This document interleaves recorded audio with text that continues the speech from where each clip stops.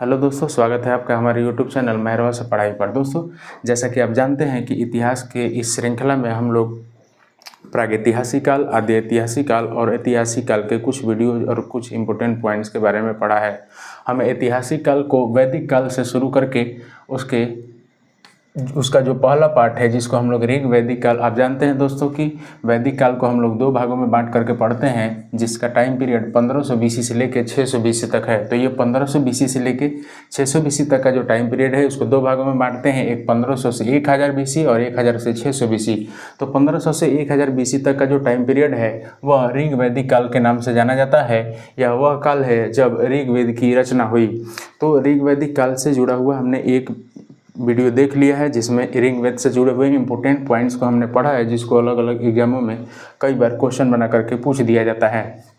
इस वीडियो में हम लोग ऋग्वेद से जुड़े हुए वैसे पॉइंट को देखेंगे जिसको हमने पिछले वीडियो में नहीं देखा है। दोस्तों, यह ऋग्वेदिक काल अर्थात ऋग्वेदिक सभ्यता का अंतिम वीडियो होगा। इसके बाद हम लोग इसका जो दूसरा काल, वैदिक काल का जो दूसरा कालखंड है जिसको हम लोग उत्तर वैदिक काल के नाम से जानते हैं, उसको हम लोग पढ़ेंगे। उसके दो वीडियो आएंगे और दो वीडियो के माध्यम से हम लोग उत्तर वैदिक काल को ख़त्म कर लेंगे।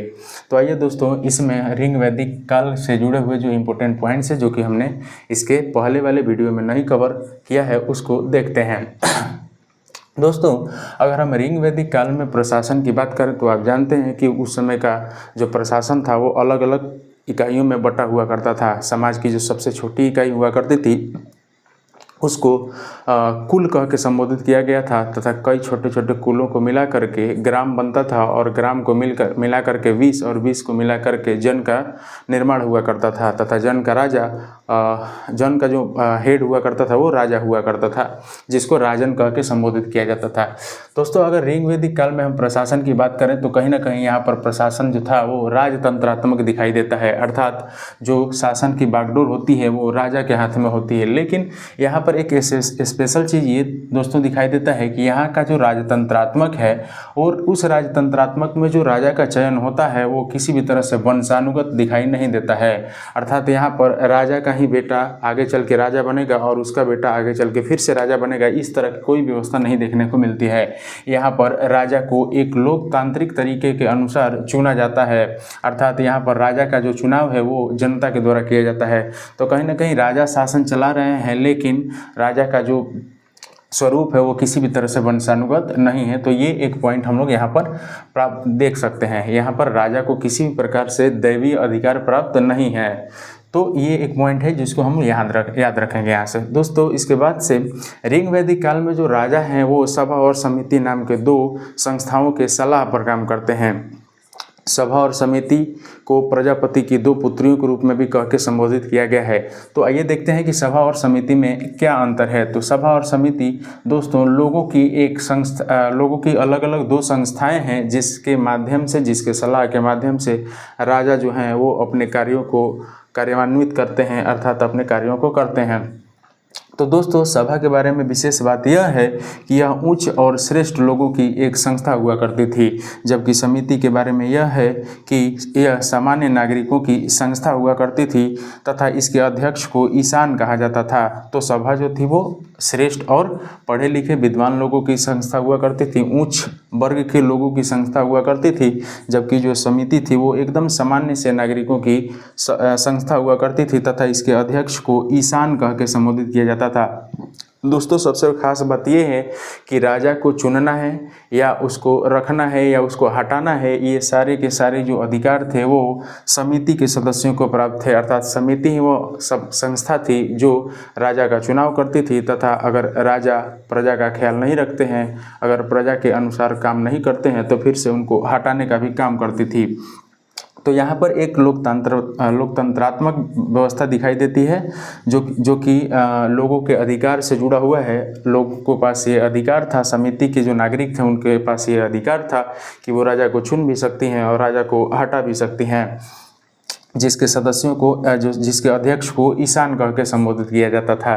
तो दोस्तों, सभा और समिति का संबंध कहाँ से है? तो ऋग वैदिक काल से है, इसको हम याद रखेंगे। दोस्तों ऋग्वेद में कुछ शब्द हैं, कुछ विशेष शब्द हैं जिसके उच्चारण से कई बार क्वेश्चन पूछा जाता है। तो आइए उन पॉइंट्स को भी हम लोग देख लेते हैं। दोस्तों आप जानते हैं कि जन का संबंध कहीं ना कहीं कबीले से है, जिसके शासक को राजा कहा जाता था, अर्थात राजन कहा जाता था। दोस्तों ऋग्वेद में इसका उच्चारण कहीं ना कहीं 275 बार देखने को मिलता है, तथा विश्व शब्द का जो उच्चारण है वो 170 बार, सभा का 8 बार तथा समिति का उच्चारण 9 बार देखने को मिलता है, तथा इसमें शूद्र का शब्द जो है उसका प्रयोग 1 बार देखने को मिलता है। तो ऋग्वेद में जन शब्द का प्रयोग कितनी बार? तो 275 बार, विश्व शब्द का प्रयोग 170 बार, सभा का 8 बार, समिति का 9 बार और शूद्र शब्द का प्रयोग 1 बार देखने को मिलता है। दोस्तों इसको याद रखेंगे क्योंकि कई बार क्वेश्चंस ऑब्जेक्टिव इससे पूछे जाते हैं। दोस्तों अगर बात करें तो हमने पढ़ा है कि यहाँ की जो सबसे महत्वपूर्ण जो पशु हुआ करती थी वो गाय हुआ करती थी, तथा गाय की हत्या के लिए एकमात्र दंड था जो कि मृत्यु दंड था या आजीवन कारावास की सजा दी जाती थी। लेकिन अगर क्वेश्चन ऐसे पूछा जाए कि ऋग्वैदिक काल का सबसे प्रिय पशु क्या था? प्रिय पशु और महत्वपूर्ण पशु में दोस्तों अंतर है। महत्वपूर्ण पशु पूछा जाए तो गाय हमारा करेक्ट आंसर होगा, और अगर प्रिय पशु पूछा जाए तो घोड़ा हमारा करेक्ट उत्तर होगा, सही उत्तर होगा। तो इन पॉइंट्स को भी हम दोस्तों याद रखेंगे। अगर हम ऋग्वैदिक काल में स्त्रियों की स्थिति की बात करें, महिलाओं की स्थिति की बात करें तो ये अत्यंत ही सम्मानजनक थी। लेकिन अगर आप उत्तर वैदिक काल को पढ़ेंगे तो आप देखेंगे कि किस तरह से महिलाओं की स्थिति में लगातार उत्तर वैदिक काल के तरफ जाते जाते गिरावट देखने को मिलती है। अर्थात उस समय स्त्रियों की जो स्थिति है वो धीरे धीरे निरंतर तौर पर बहुत अधिक दयनीय दिखाई देती है। लेकिन यहाँ पर ऋग्वेद में, अगर ऋग्वैदिक काल में देखें तो स्त्रियों की स्थिति अत्यंत सम्मानजनक दिखाई देती है।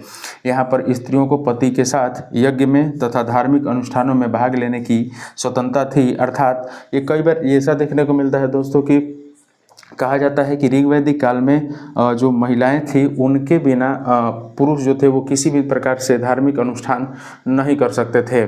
तो ये एक ऐसा पॉइंट है जिससे हमें पता लगता है कि कहीं ना कहीं स्त्रियों की जो स्थिति थी वो ऋग्वैदिक काल में अत्यंत ही सम्मानजनक थी।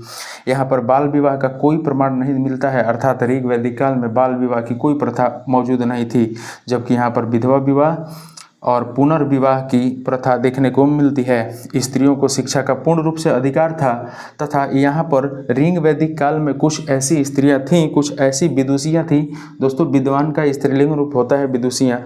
तो यहाँ पर बहुत सारे ऐसी विदुषियों की चर्चा मिलते हैं जो ऋग्वैदिक काल से संबंधित है, जिसमें लोपा, मुद्रा, घोषा, सिक्ता और अपाला और विश्ववारा का नाम प्रसिद्ध है। तो इन स्त्रियों का संबंध कहीं ना कहीं ऋग्वेद से है। और ऋग्वेद, अच्छा चूँकि ये ऋग्वैदिक स्त्रियां हैं और ये अत्यंत ही पढ़ी लिखी विद्वान हैं, इसलिए हमको कहीं ना कहीं ये जानकारी प्राप्त होती है कि ऋग्वैदिक काल में महिलाओं को पूर्ण रूप से शिक्षा का अधिकार हुआ करता था।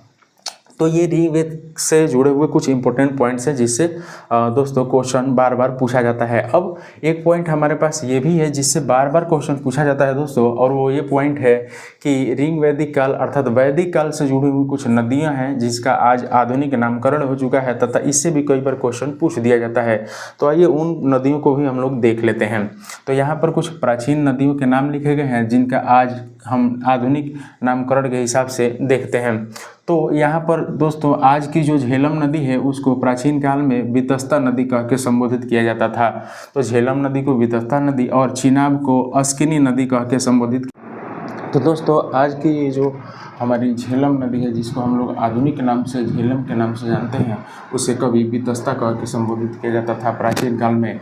तथा आज की जो हमारी चेनाब नदी है उसे अस्किनी के नाम से प्राचीन काल में जाना जाता था। तथा रावी नदी को पुरुषनी नदी, गोमल को गोमती नदी, घग्घर को सरस्वती नदी के नाम से प्राचीन काल में जाना जाता था। दोस्तों इन पॉइंट से कई बार परीक्षा में बहुत बार अलग अलग तरह के क्वेश्चन पूछने को मिले हैं। इसके साथ साथ जो आज की हमारी गंडक नदी है उसे प्राचीन काल में सदा नीरा नाम से जाना जाता था। तथा जो ब्यास नदी है उसे विपाशा कह के और सतलज को सतुद्री कह के संबोधित किया जाता था। तो दोस्तों इन पॉइंट्स का हम ज़रूर ध्यान रखेंगे क्योंकि इनसे कई बार क्वेश्चन पूछे जाते हैं। तो वैदिक काल में हमने ये देखा कि वो कौन कौन सी नदियां हैं जो मूल रूप से प्रमुख हैं, जिसके प्राचीन नाम और आधुनिक नाम हमें याद रखने हैं। अब आइए देखते हैं दोस्तों कि रिंग वैदिक काल में किस तरह के देवताओं का प्रचलन था।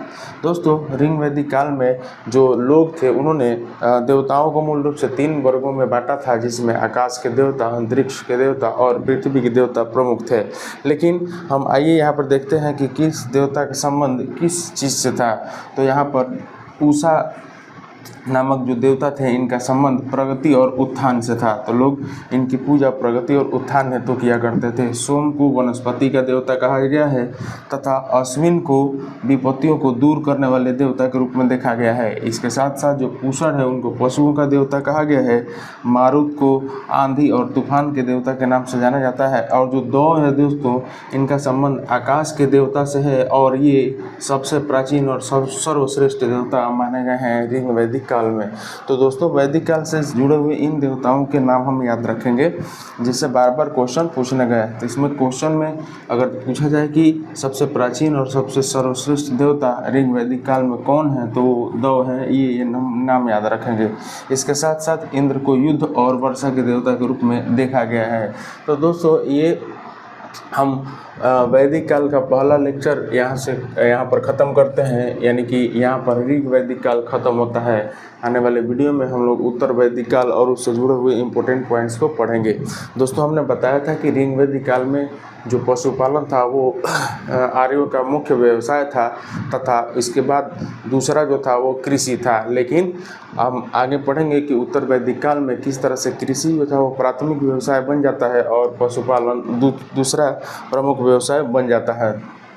उत्तर वैदिक काल में महिलाओं की स्थिति में कहीं ना कहीं गिरावट दिखाई देती है और सबसे महत्वपूर्ण जो ऋग वैदिक काल में जो पशु है वो गाय मानी जाती है, जबकि सबसे प्रिय पशु अगर पूछा जाए तो घोड़ा को माना जाता है। तो दोस्तों, इन पॉइंट्स को याद रखेंगे। आशा करते हैं कि आपको ये वीडियो पसंद आया होगा। पसंद आया है तो इसे लाइक, शेयर और कमेंट जरूर करें। तब तक के लिए धन्यवाद। जय हिंद।